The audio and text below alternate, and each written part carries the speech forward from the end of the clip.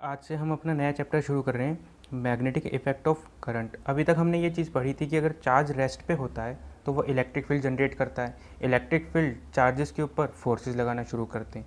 उसके बाद हमने क्या किया, चार्ज को कांस्टेंट वेलोसिटी से मूव कराया। अगर चार्ज कांस्टेंट वेलोसिटी से मूव करता है तो वो करंट बनाता है। अब करंट फर्दर क्या चीज़ें करता है वो हम इस वाले चैप्टर में पढ़ेंगे कि करंट आगे क्या नई चीज़ बनाता है और उससे क्या क्या कॉन्सिक्वेंस, उसके क्या क्या कॉन्सिक्वेंसेज होते हैं। तो सबसे पहले देखो, एक्सपेरिमेंट से शुरू किया गया कि क्या था कि कहीं पे कुछ एक एक्सपेरिमेंट चल रहा था। उसमें क्या था कि एक सिंपल एक वायर, पहले एक वायर रखी हुई थी और वायर के सामने एक मैग्नेटिक कंपास रखा हुआ था। ठीक है, तो वायर जो थी उसके अंदर पहले कुछ भी करंट नहीं था। तो उसमें क्या था कि इस वाली वायर में कोई भी करंट नहीं था, उसके सामने मैग्नेटिक कंपास रखा था। तो इसकी जो निडल थी वो बिल्कुल ऐसे थी। तो सडनली हुआ क्या कि जैसे ही इस वाली वायर में करंट आया, तो जैसे इस वाली वायर में करंट आया वैसे ये जो मैग्नेटिक कंपास की जो निडल थी वैसे फ्लक्चुएट कर गई। ठीक है, एकदम से वो रोटेट कर गई। तो मैं ये बोल सकता हूँ कि जैसे ये एक करंट कैरिंग वायर था, कि इस वाली वायर में जब करंट नहीं था तो निडल ऐसे था, सीधा था। जैसे इसके अंदर करंट आया निडल डिफ्लेक्ट कर गया, तो ऐसा बोल सकते हैं कि नीडल ऐसे चले गया। ठीक है, तो एक करंट कैरिंग वायर के सामने जो भी मैग्नेटिक कंपास रखा था उसकी जो नीडल थी वो डिफ्लेक्ट कर गई। तो needle of magnetic compass deflected. ठीक है, फिर ये सोचा गया कि भाई ऐसा क्यों हुआ कि नीडल घूमी है, मतलब इसके ऊपर कुछ ना कुछ टॉर्क लगाए। टॉर्क लगने के लिए कुछ फोर्स लगना चाहिए, तो ठीक है उसके बारे में देखेंगे। फिर क्या हुआ कि इसमें देखा कि अच्छा ये करंट कैरिंग वायर की वजह से जो भी इसका नीडल था वो घूम गया, वो डिफ्लेक्ट कर गया। तो फिर क्या किया गया कि इस वायर को हटा दिया गया। ठीक है, तो जैसे ही वायर को हटा दिया तो नीडल दोबारा से ऐसे आ गया। ठीक है, तो इस वाले जो भी सीनरी उसको यहाँ दिखा रहे हैं, तो ये नीडल बिल्कुल ऐसे आ गया। तो वायर को हटाने के बाद हमने क्या रखा, बार मैग्नेट रखा। तो जैसे ही बार मैग्नेट रखा फिर से मैग्नेटिक नीडल जो थी वो घूम गई। तो इसमें ऐसा भी कर सकते हो कि जब मैंने मैग्नेटिक कंपास के सामने बार मैग्नेट रखा तो भी नीडल घूम गया। तो नीडल ऑफ कंपास डिफ्लेक्टेड। तो इस एक्सपेरिमेंट से या इस छोटी सी बात से ये पता लगाया गया कि देखो कि मैग्नेटिक जो नीडल थी वो दोनों केस में घूम गई है। ठीक है, अब इसमें ये हुआ कि इसको घूमने के लिए इसके ऊपर टॉर्क लगना चाहिए, मतलब फोर्स लगना चाहिए। तो इसमें ये देखा गया कि जो बार मैग्नेट है इसने नीडल को घुमाया और करंट कैरिंग वायर ने भी नीडल को घुमाया। इसका मतलब है जो ये काम ये बार मैग्नेट कर रहा होगा बिल्कुल वैसा सा काम ये करंट कैरिंग वायर भी कर रहा होगा। तो मैं ये बोल सकता हूँ इसके अंदर कि current carrying wire behaves as a magnet या वर्किंग एज ए मैग्नेट। कि current carrying wire behaves as a magnet. तो जो काम मैग्नेट करता है बिल्कुल वही काम करंट कैरिंग वायर भी करता है। फिर इसमें ये देखा गया कि अच्छा ये हमेशा सेम डायरेक्शन में घूम रहा है। तो इसमें क्या किया कि इस वाली वायर में हमने क्या किया, जो करंट था उसको रिवर्स कर दिया। कि पहले करंट ऊपर जा रहा था तो इसने, लेट से अगर करंट ऊपर जा रहा था तो मैग्नेटिक कंपास की जो नीडल थी वो ऐसे घूम गई। तो हमने करंट को रिवर्स कर दिया। तो जब करंट को रिवर्स कर दिया तो जो डायरेक्शन था घूमने का वो भी रिवर्स हो गया। कि पहले नीडल अगर ऐसे घूम रही थी तो जैसे ही करंट को रिवर्स किया नीडल अब किसी और डायरेक्शन में घूमने लग गई। तो हमने क्या किया, when the direction of current in the wire is changed, deflection direction of needle also changes.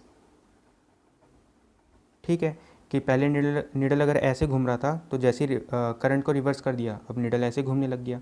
इसका मतलब है कि जो भी इसके अंदर चीज़ बनी है, ठीक है, वो डायरेक्शन के ऊपर ज़रूर डिपेंड करती है। मतलब वो एक स्केलर क्वांटिटी नहीं हो सकता, वो एक वेक्टर क्वांटिटी होना चाहिए। कि अगर मैंने करंट के डायरेक्शन को चेंज कर दिया तो जो भी चीज़ बनी है उसका भी डायरेक्शन चेंज हो गया। ठीक है, तो जो भी इसका इफेक्ट आया वो एक वेक्टर क्वांटिटी होना चाहिए। तो इसके अंदर हमने क्या देखा कि बार मैग्नेट क्या बनाता है, अपने चारों तरफ मैग्नेटिक फील्ड बनाता है। और बार मैग्नेट जो काम करता है वही काम करंट कैरिंग वायर भी कर रहा है।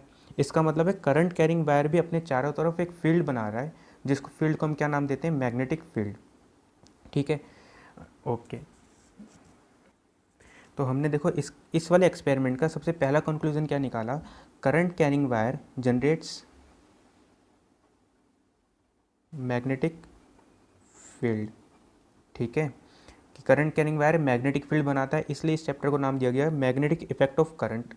ठीक, दूसरी बात क्या करेगा कि हमने क्या किया कि ठीक है, हमने ये देखा कि पहले जो भी कंपास था उसके सामने वायर रखा, फिर उसके सामने हमने वायर हटा के मैग्नेट लगाया, फिर जब वायर रखा तो उसमें भी करंट का डायरेक्शन चेंज कर दिया।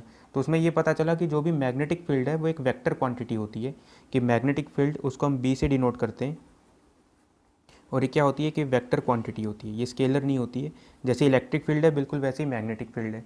दूसरा हमने और एक्सपेरिमेंट करने शुरू किए, ठीक है, कि एक करंट कैरिंग वायर है, करंट कैरिंग वायर के ऊपर हमने करंट कैरिंग वायर के सामने एक चार्ज रखा और चार्ज रेस्ट पे था। तो जब चार्ज रेस्ट पे था तो करंट कैरिंग वायर के सामने रख दिया तो ये रेस्ट पे ही रहा, मतलब इस वाली वायर ने इसके ऊपर कोई भी इफेक्ट शो नहीं किया। इसने फील्ड तो बनाई लेकिन उस फील्ड ने इस चार्ज के ऊपर कोई भी इफेक्ट नहीं लगाया।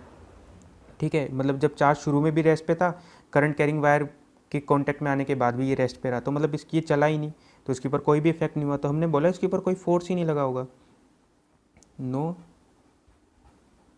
फोर्स ऑन चार्ज, इसके ऊपर कोई भी फोर्स नहीं लगा। लेकिन हुआ क्या कि अब हमने इस वाले चार्ज को एक वेलोसिटी दे दी v। ठीक है, तो मतलब ये जब चार्ज है, ये मूविंग चार्ज है, रेस्ट चार्ज नहीं है।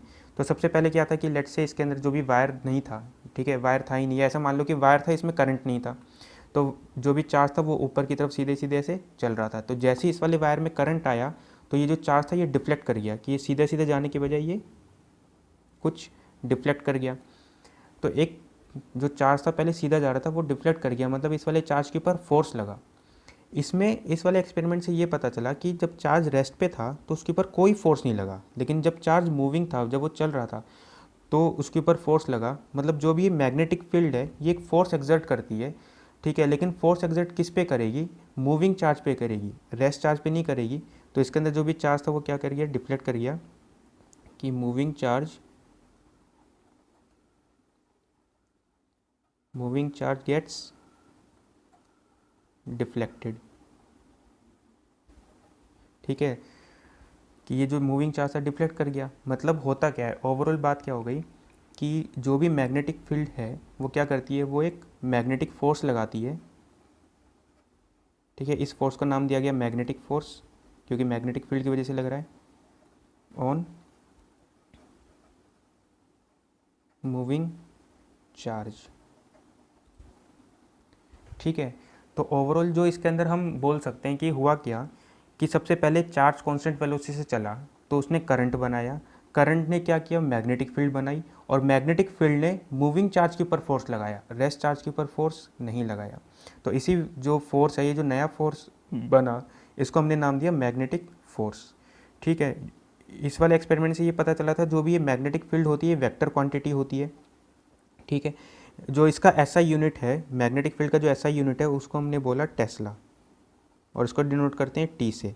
इसकी और भी यूनिट होती है वेबर पर मीटर स्क्वायर, तो वेबर का हम लिखते हैं WB divide by metre square. इसका जो CGS यूनिट है वो है गॉस, जिसको हम डिनोट करते हैं G से। तो अगर जब भी हम न्यूमेरिकल सोल्व करते हैं तो ऐसा ही सिस्टम में सोल्व करते हैं, इसलिए हम टेस्ला में ही रखते हैं। लेकिन कई बार जब वो गॉस में दे देता है तो उसको टेस्ला में कन्वर्ट करना पड़ता है। तो 1 tesla is equal to 10⁴ gauss, ये इसका कन्वर्जन है CGS सिस्टम से SI सिस्टम में आने के लिए। ये जो एक्सपेरिमेंट था, ठीक है, इस एक्सपेरिमेंट का नाम है ओर्स्टेड एक्सपेरिमेंट, ओर्स्टेड एक्सपेरिमेंट। तो ये एक्सपेरिमेंट बस ये बताता है कि कोई भी करंट कैरिंग वायर अपने चारों तरफ मैग्नेटिक फील्ड बनाती है, और मैग्नेटिक फील्ड फिर फर्दर मैग्नेटिक फोर्स लगाता है। तो हम पहले मैग्नेटिक फील्ड के बारे में ज़्यादा बातें करेंगे। इसमें देखो और भी हमने एक चीज़ देखी कि जो भी रुका हुआ चार्ज होता है, रेस्ट पे जो चार्ज होता है, वो सिर्फ इलेक्ट्रिक फील्ड बनाता है, कि charge at rest produces electric field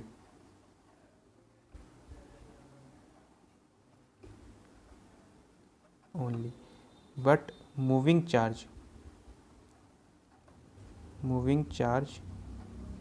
generates electric field and magnetic field, कि जो मूविंग चार्ज होता है वो दोनों टाइप की फील्ड बनाता है, मैग्नेटिक फील्ड भी बनाता है और इलेक्ट्रिक फील्ड भी बनाता है।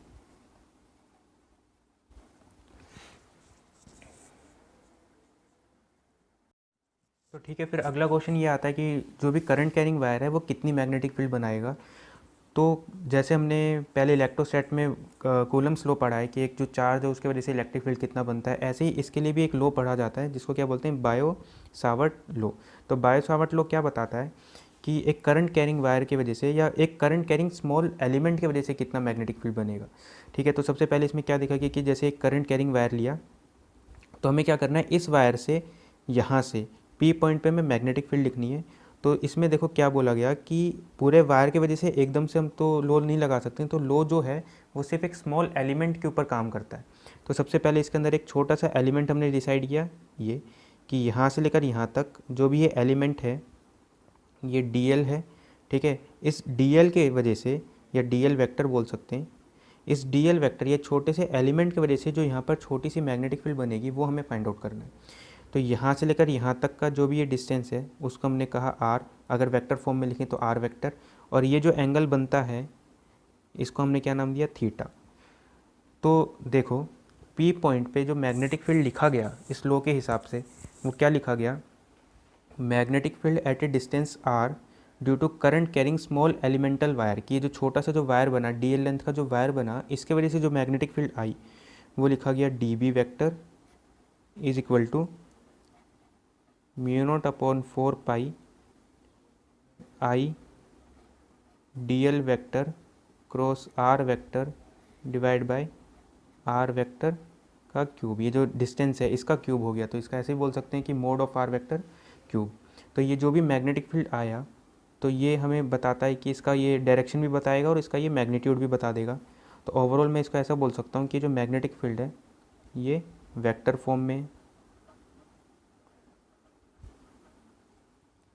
अगर मुझे इसका मैग्नीट्यूड लिखना हो तो वो कैसे लिखें। अच्छा, सबसे पहले इसमें ये भी देखेंगे कि डी एल वैक्टर हमने लिखा है, तो डी एल वैक्टर क्या है कि जो भी करंट कैरिंग वायर है इस ये जो छोटा सा एलिमेंट बनेगा ये इसकी लेंथ है। अब इसको हमने क्या बोला है कि इसको वेक्टर हमने बोला है, क्यों, क्योंकि हमें क्या करना है कि जो मैग्नेटिक फील्ड है उसका direction D L cross R बताएगा।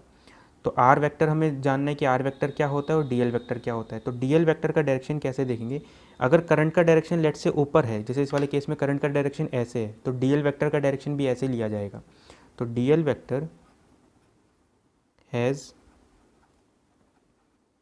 Same direction as that of current, जो भी करंट का डायरेक्शन होगा वही डी एल वैक्टर का डायरेक्शन है। और आर वेक्टर का डायरेक्शन वो होगा कि जैसे वायर से लेकर जिस पॉइंट पे मुझे मैग्नेटिक फील्ड लगानी है, तो ये जो पॉइंट पी है वायर से लेकर यहाँ तक के डिस्टेंस को आर वेक्टर बोलेंगे। तो आर वेक्टर इस केस में ऐसे है और डी एल वैक्टर इस केस में ऐसे है। तो जो डी एल क्रॉस आर का डायरेक्शन होगा वही मैग्नेटिक फील्ड का डायरेक्शन है। तो इस केस में अगर मैं डी एल क्रॉस आर करूँ तो डी एल क्रॉस आर कैसे करते हैं कि हम इसका क्रॉस प्रोडक्ट करेंगे। तो क्या करते हैं कि सबसे पहले इन दोनों का क्रॉस प्रोडक्ट करना है। तो डी एल वैक्टर तो हो गया इधर और आर वेक्टर हो गया इस तरफ, तो डी एल इधर हो गया, आर वेक्टर इधर हो गया। तो अगर मैं right hand thumb rule use करूँ तो इसको ऐसे अगर घुमाएं तो जो थंब का डायरेक्शन है वो डी एल क्रॉस आर का डायरेक्शन देगा। तो इस वक्त जो थंब का डायरेक्शन है वो नीचे आ रहा है। ठीक है, तो इस वक्त जो भी बी पी पॉइंट पे जो मैग्नेटिक फील्ड है, जो पी पॉइंट पे जो छोटी सी मैग्नेटिक फील्ड बनी डी बी, ये क्या है, ये into the plane of paper है। ठीक है, तो ये हमें डायरेक्शन भी बता देगा। तो यहाँ लिखना चाहिए direction of D L cross R gives the direction of magnetic field, कि डी एल क्रॉस आर का डायरेक्शन हमें मैग्नेटिक फील्ड का डायरेक्शन दे देगा।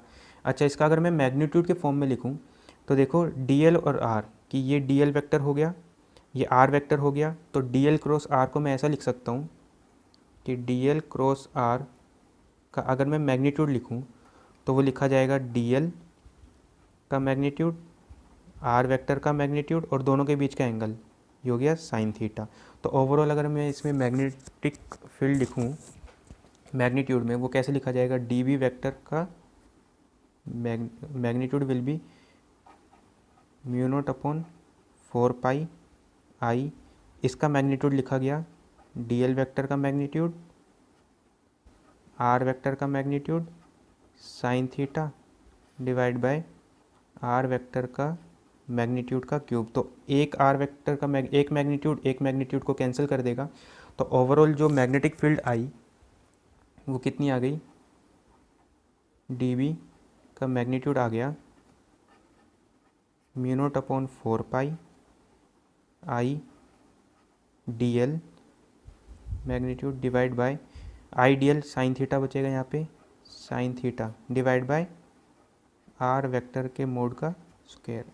तो ये क्या आ गया, ये मैग्नीट्यूड आ गया। तो देखो हम ऐसे ही करेंगे आपसे कि क्या करेंगे कि मैग्नीट्यूड तो हम इस वाले फॉर्मूले से निकालेंगे और फिर जो डायरेक्शन होगा वो डी एल क्रॉस आर करके निकालेंगे। तो ये जो दे देगा ये हमें क्या बता देगा, ये हमें बता देगा मैग्नीट्यूड ऑफ मैग्नेटिक फील्ड।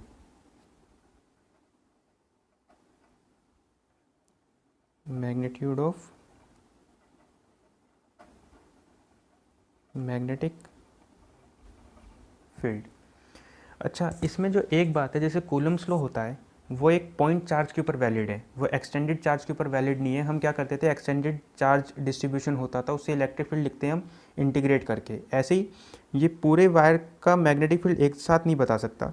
ये जो लॉ है ये सिर्फ और सिर्फ एलिमेंटल वायर के ऊपर काम करेगा, मतलब एक छोटे से सेगमेंट के ऊपर काम करेगा। फिर छोटे से सेगमेंट का हम मैग्नेटिक फील्ड लेके उसको इंटीग्रेट करेंगे तो एंटायर वायर का हमें मैग्नेटिक फील्ड पता चल जाएगा। तो ये जो भी चीज़ है इट इज़ वैलिड, ठीक है, valid only for small elemental wire. या ऐसा बोल सकते हो कि Biot Savart law valid only for very small elementary या एलिमेंटल वायर। ठीक है, तो ओवरऑल हमें ये पता चला ये इसका मैग्नीट्यूड है। इसमें जो आई है उसको हमने क्या कहा, आई को हमने कहा कि जो आई है वो क्या है, current in wire, current in wire. ठीक है, डीएल वेक्टर को छोटा सा जो एलिमेंट है वो कहा गया कि जो डीएल वेक्टर है वो हो गया। जो साइन थीटा है उसको कैसे डिफाइन किया गया कि जैसे मान लो कि ये है डीएल वेक्टर, डीएल वेक्टर का डायरेक्शन वही होगा जो करंट का डायरेक्शन है, और ये है आर वेक्टर। तो दोनों के बीच का जो एंगल है थीटा, इसको हमने क्या बोला, इसको जो दोनों के बीच का जो एंगल था उसको हमने कहा थीटा। तो theta is the angle between D L vector and R vector, या इसको ऐसा बोल सकते हो current and R vector. R vector कहाँ लेना है कि वायर से जिस पॉइंट पे मुझे मैग्नेटिक फील्ड निकालनी है तो आर वेक्टर ऐसे जाएगा, वायर उसका टेल हो जाएगा और जो वो पी पॉइंट है वो उसका हेड हो जाएगा, तो ये उसका आर वेक्टर हो जाएगा। ठीक है, अच्छा इसमें जो म्यू नॉट है इसकी बात करते हैं कि म्यू नॉट क्या है। म्यू नॉट को बोला गया परमिएबिलिटी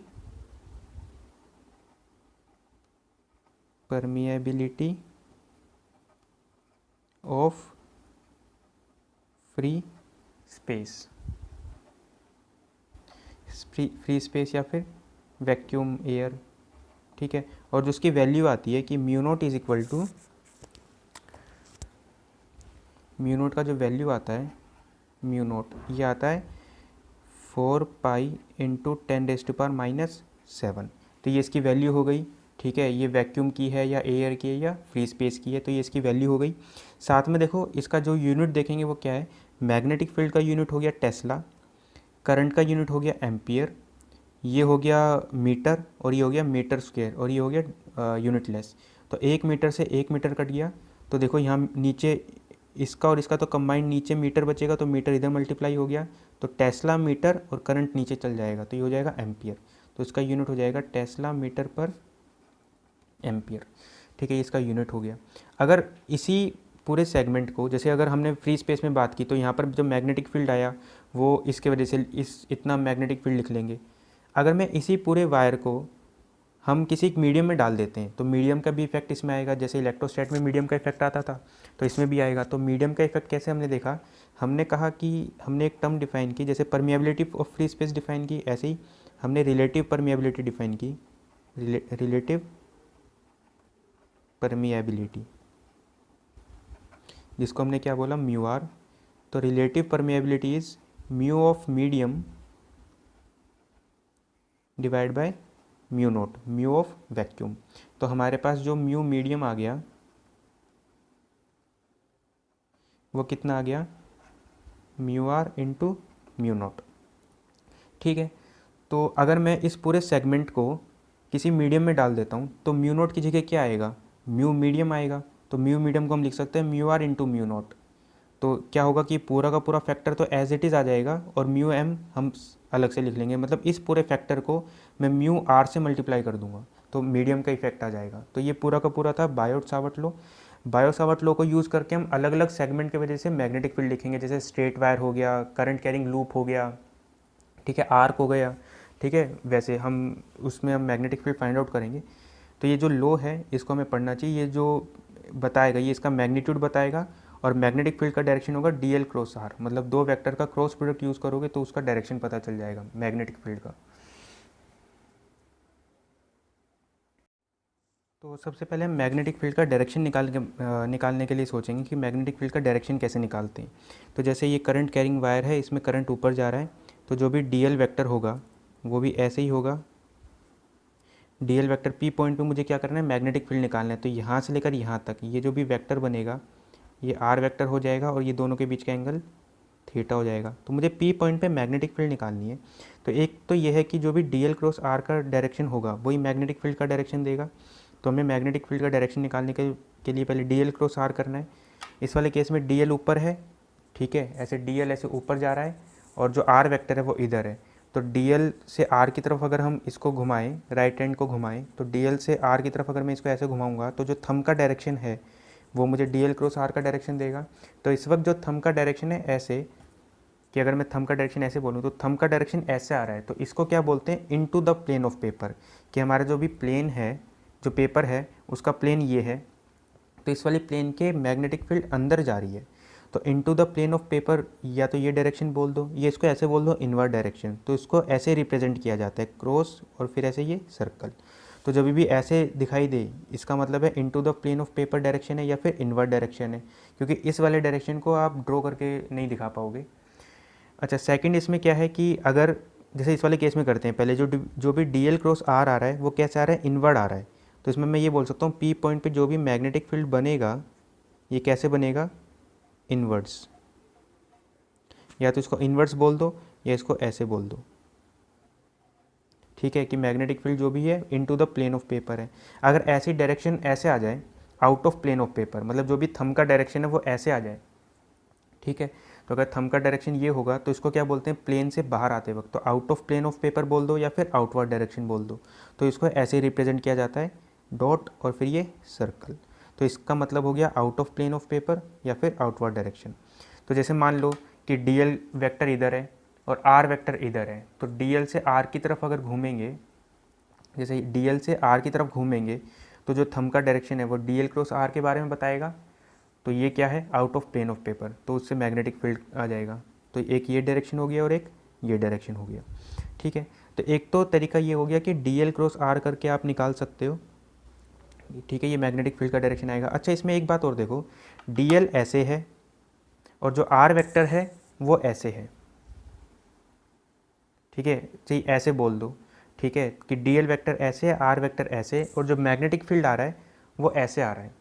तो अगर हम देखें कि जो मैग्नेटिक फील्ड है वो आर के साथ भी 90 डिग्री एंगल बनाएगा और magnetic field D L vector के साथ भी 90 डिग्री एंगल बनाएगा।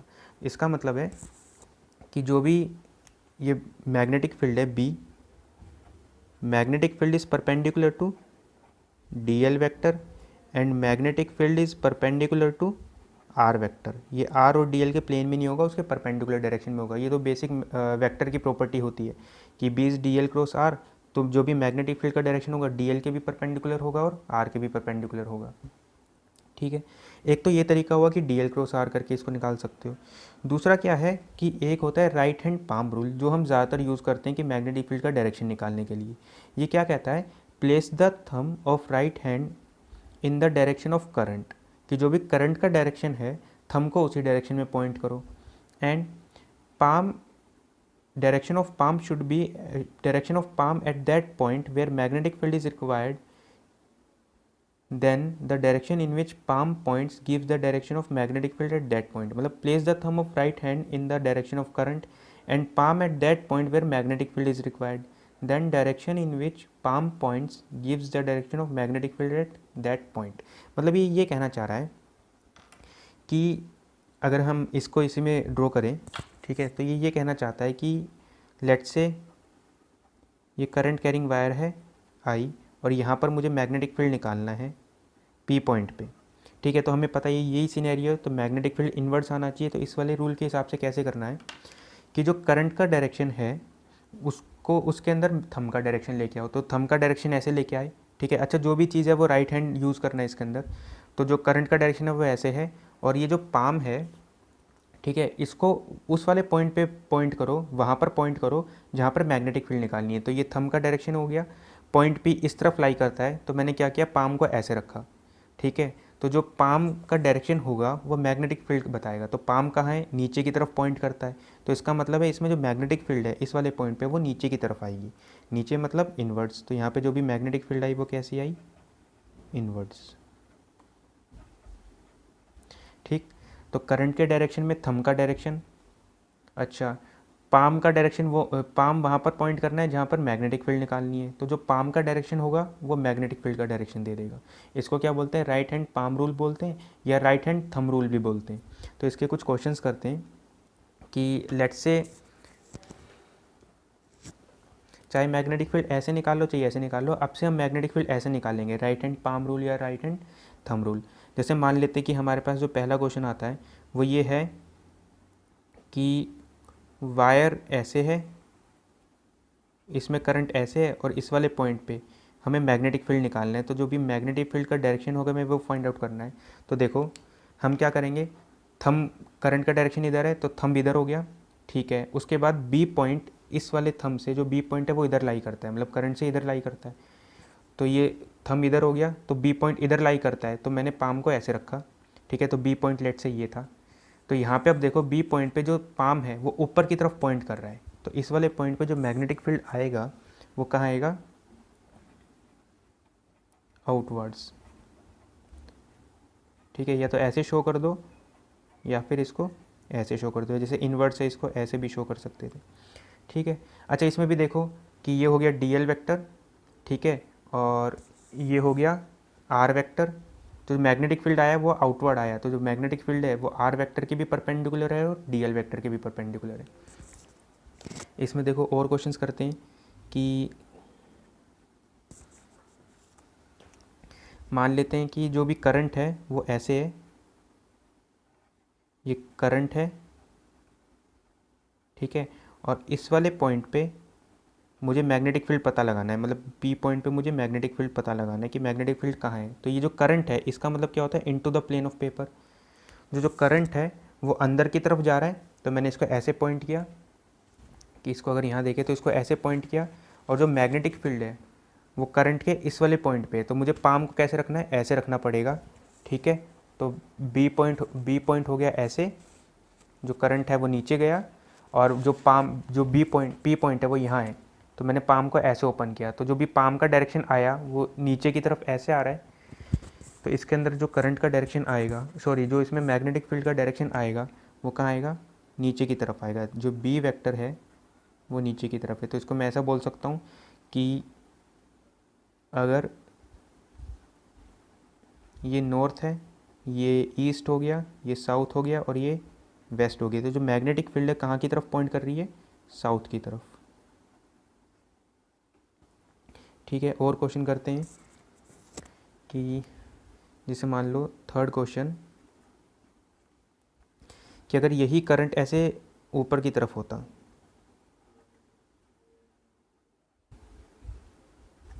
ठीक, तो ऊपर की तरफ होता तो इस वाले पॉइंट पे हमें मैग्नेटिक फील्ड निकालना है। तो देखो इसको सीखते हैं। तो करंट ऊपर की तरफ है, तो मैंने थंब ऐसे ऊपर रखा, ठीक है। अगर हम इसको यहाँ देखें तो करंट को हमने ऐसे रखा, जो पॉइंट P है वो यहाँ लाई करता है, तो जो पाम होना चाहिए वो ऐसे होना चाहिए, मतलब इस तरफ ऐसे ओपन होना चाहिए, ठीक है। कि करंट इधर हो गया, पॉइंट यहाँ पर है, तो इसको ऐसे रखा, तो जो पाम का डायरेक्शन है वो ऐसे ऊपर की तरफ गया। तो इस वाले पॉइंट पे जो मैग्नेटिक फील्ड आई वो कहाँ आई, ऐसे। इस केस के हिसाब से इसको कैसा बोलना चाहिए, नॉर्थ,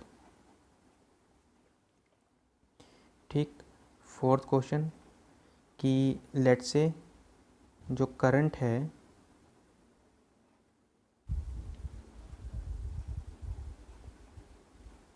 वो ऐसे है, और इस वाले पॉइंट पे हमें क्या करना है, मैग्नेटिक फील्ड का डायरेक्शन फाइंड आउट करना है। तो इसमें देखते हैं, जो करंट है वो ऐसे ऊपर है, तो इसको अगर हम ऐसे देखें तो जो करंट है ऊपर है, और जो पॉइंट है वो यहाँ लाई करता है, तो मुझे पाम को ऐसे इस तरफ ओपन करना चाहिए, ठीक है। तो करंट ऊपर, जहाँ पर मैग्नेटिक फील्ड लगानी है वो वाला पॉइंट इधर, तो इसको ऐसे ओपन किया, तो जो पाम का डायरेक्शन वो ऐसे गया, मतलब ऐसे। तो इस वाले केस में जो मैग्नेटिक फील्ड आएगा वो ऐसे आ जाएगा, तो ये मैग्नेटिक फील्ड है। तो अगर मुझे इसके हिसाब से बताना हो तो ये मैग्नेटिक फील्ड ऐसे जा रहा है, तो इस वाले डायरेक्शन को क्या बोलते हैं, नॉर्थ वेस्ट। तो magnetic field is in north west direction, ठीक है। इसमें भी देखो ये जो भी एंगल बनेंगे, अगर हम यहाँ पर बात करें तो मैग्नेटिक फील्ड और आर के बीच में जो एंगल बनता था 90 डिग्री है।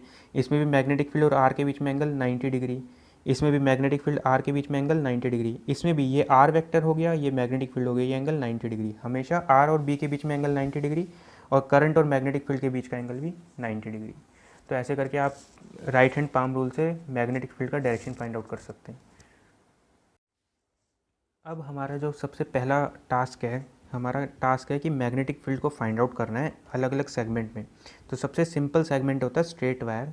तो magnetic field due to finite straight wire which is carrying current, मतलब finite straight current carrying wire से हमें मैग्नेटिक फील्ड फाइंड आउट करना है। तो लेट्स से हमारे पास क्वेश्चन कुछ ऐसे था कि यहाँ से लेकर यहाँ तक एक ये फाइनाइट वायर है, ठीक है। इस फाइनाइट वायर में करंट ऐसे ऊपर की तरफ मूव कर रहा है, ठीक। इस वायर से पी पॉइंट पे जाके मुझे मैग्नेटिक फील्ड फाइंड करनी है, और वायर से पी पॉइंट का जो परपेंडिकुलर डिस्टेंस है वो ए है, ठीक। ये फाइनाइट वायर है, तो इसका मतलब ये जो भी एंगल्स बनेंगे वो भी फाइनाइट होंगे। हमने क्या किया, ये जो परपेंडिकुलर डिस्टेंस थी, परपेंडिकुलर डिस्टेंस के एक तरफ जो इसका एंड पॉइंट है वहाँ से लेकर पी पॉइंट को जोड़ा, तो ये परपेंडिकुलर डिस्टेंस और इस वाले पॉइंट में जो भी एंगल सबटेंड हुआ इसको हमने θ1 बोला।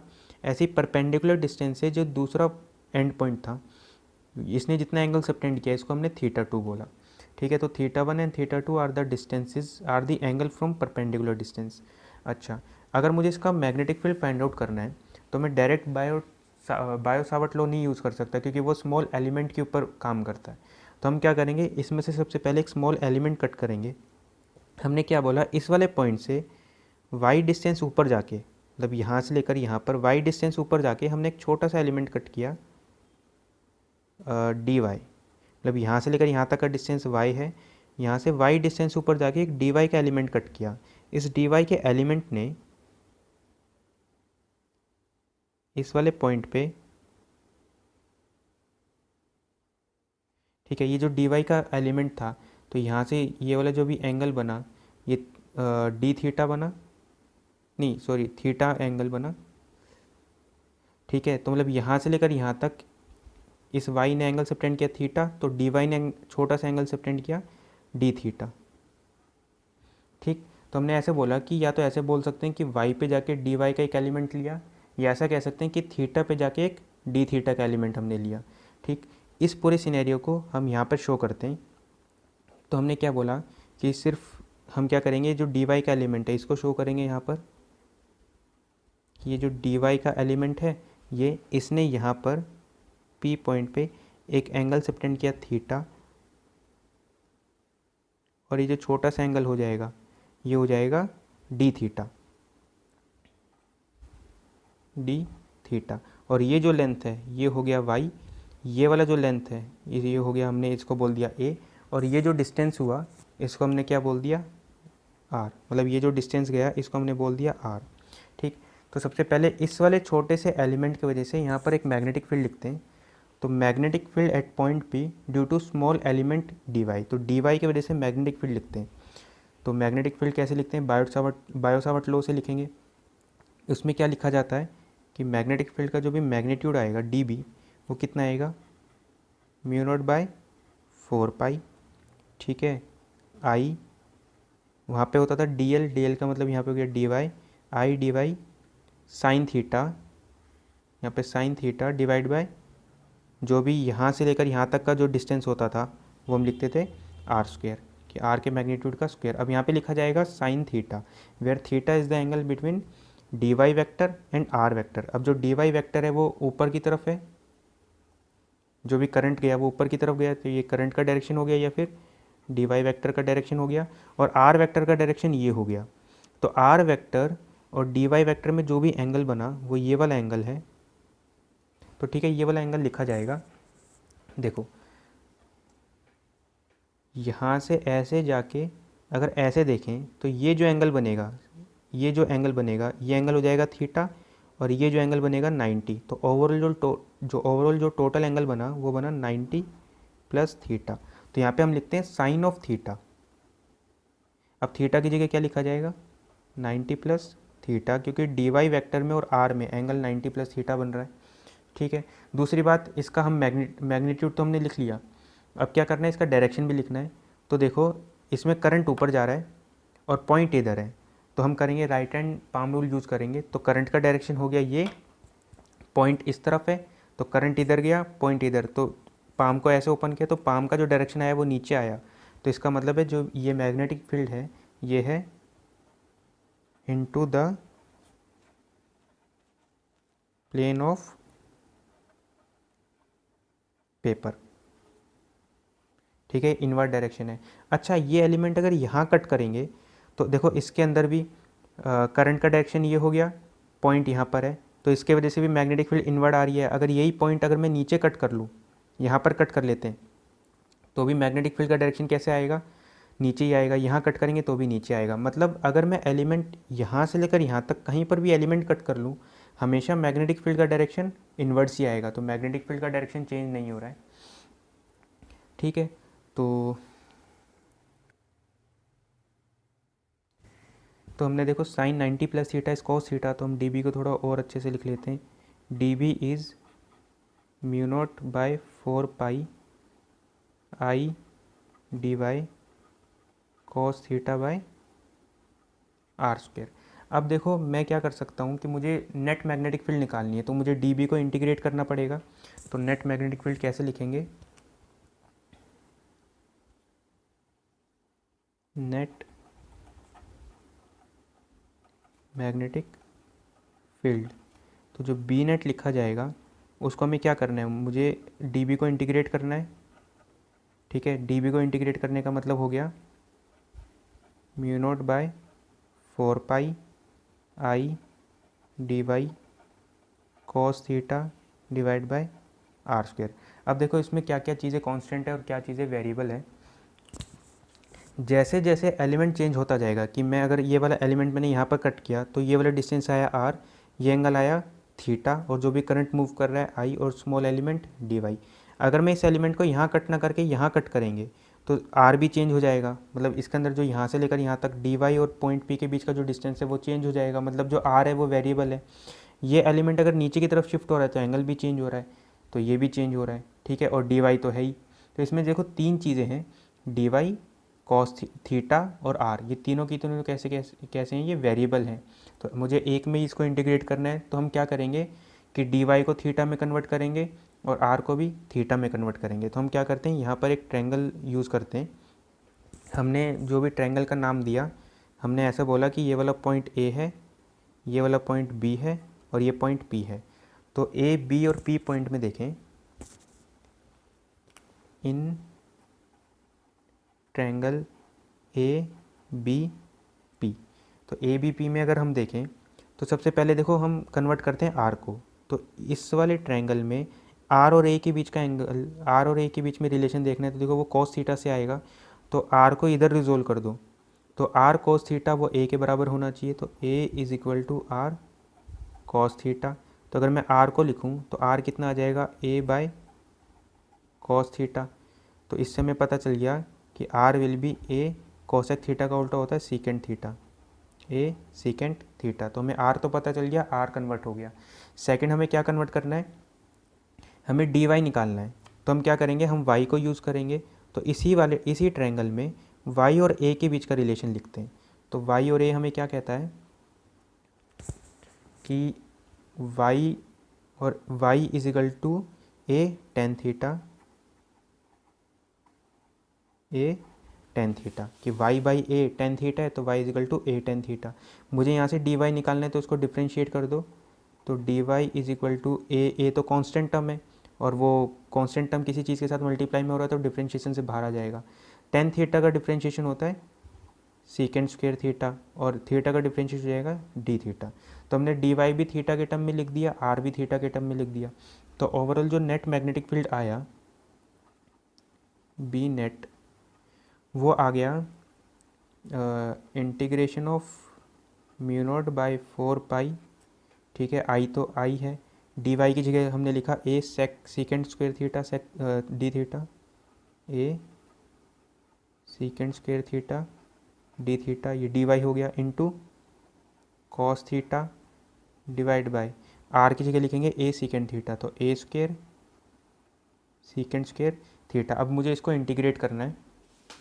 तो देखो बी नेट में क्या क्या टर्म बाहर आ जाएंगे, एक तो सीकेंड स्क्वायर थीटा से सीकेंड स्क्वायर थीटा कट जाएगा, एक ए से एक ए कट जाएगा, तो बचेगा क्या, mu naught I by 4 pi integration mu naught I by 4 pi, नीचे ए बच जाएगा, इससे ये कट गया, डी थीटा कॉस थीटा बच जाएगा, तो ये कॉस थीटा और ये डी थीटा, ठीक है। तो यहाँ तक की ये बात हुई। अब मुझे इसमें देखना है कि कौन सा टर्म कांस्टेंट है, म्यू नॉट आई 4 पाई ए, ये सब टर्म कांस्टेंट हो गए। जैसे जैसे मैं एलिमेंट चेंज करता जाऊँगा थीटा एंगल चेंज होता जाएगा, जो थीटा है बस वो वेरिएबल हो गया। तो ओवरऑल हमें ये लिखना पड़ा इसके अंदर कि जो बी नेट हुआ इसमें कांस्टेंट टर्म बाहर आ गया, mu naught I by 4 pi ए, ठीक है, और ये क्या आया, integration of cos theta d theta, ठीक है। अब देखो कि हमें इसमें लिमिट लगानी है, तो जो भी थीटा है वो एक एंगल है तो उसके ऊपर लिमिट भी वैसे ही लगेंगी। तो देखो इसमें इस वाले केस में हम नीचे से नीचे एलिमेंट यहाँ पर कट कर सकते हैं। तो अगर यही एलिमेंट यहाँ कट होगा तो जो एंगल बनेगा वो ये वाला बनेगा। अब ये वाला एंगल कितना है, थीटा 2, लेकिन देखो हमने जो भी एंगल माना है वो परपेंडिकुलर डिस्टेंस से माना है। तो अगर मैं नीचे की तरफ जाऊँगा तो नेगेटिव डायरेक्शन में मूव कर रहे हैं, हम एंटी क्लॉकवाइज मूव कर रहे हैं। तो अगर मैं नीचे सबसे नीचे एलिमेंट कट करूँगा तो ये एंगल कितना बनेगा, -θ2, तो लिमिट आएगी -θ2। और अपर लिमिट ऊपर से ऊपर एलिमेंट यहाँ कट कर सकते हैं, अगर एलिमेंट यहाँ कट होगा तो ये पूरा एंगल सबटेंड करेगा, तो जो थीटा का डायरेक्शन माना है उसी में एंगल सबटेंड हो रहा है, तो ये कैसा आएगा, +θ1। तो लिमिट आ जाएगी -θ2 से +θ1। अब cos थीटा का जो इंटीग्रेशन होता है वो होता है sin थीटा, तो हम इसको ऐसे लिख सकते हैं, B net will be mu naught I by 4 pi A into cos theta का इंटीग्रेशन हो गया sin थीटा, लिमिट -θ2 से θ1, ठीक है। ये आ जाएगा mu naught I by 4 pi A into limit लगाएंगे तो sin θ1 minus of sin -θ2, sin minus theta minus of sin theta होता है। तो ओवरऑल जो आंसर आएगा बी नेट का जो फॉर्मूला बन जाएगा, इसमें हम ये यूज़ कर सकते हैं कि sin minus theta is equal to minus of sin theta, हम ये यूज़ कर सकते हैं। तो ओवरऑल जो बी नेट का फॉर्मूला आया, बी नेट वो कितना आ गया, वो आया mu naught I by 4 pi A, यहाँ पर आ जाएगा sin θ1, माइनस माइनस प्लस हो जाएंगे, प्लस साइन थीटा 2। तो बी नेट से हमें क्या पता चल जाएगा, इसका मैग्नीट्यूड। और डायरेक्शन कैसे निकालेंगे, राइट हैंड पाम रूल।